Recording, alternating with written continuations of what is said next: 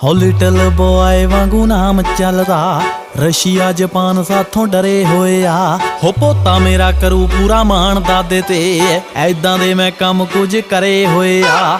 BBC ਦੇ ਉੱਤੇ ਯਾਰ ਹੋਣ ਚਰਚੇ, ਅੱਜ ਤੱਕ ਵਾਲੇ ਹੈਡਲਾਈਨ ਮੰਗਦੇ, ਘਰ ਦੇ ਜੀ ਮੰਗਦੇ ਆ ਟਾਈਮ ਮੇਰੇ ਤੋਂ, ਆਟੋਗ੍ਰਾਫ ਮੇਰੇ ਫੈਨ ਮੰਗਦੇ। ਉਹ ਢੋਲ ਪਲਾਦਾ ਤੇ ਸੀ ਸਿਰ ਪਾੜਿਆ, ਉਦੋਂ ਤੋਂ ਹੀ ਪੈਂਦੀ ਆਈ ਟੱਕ ਬੱਲੀਏ।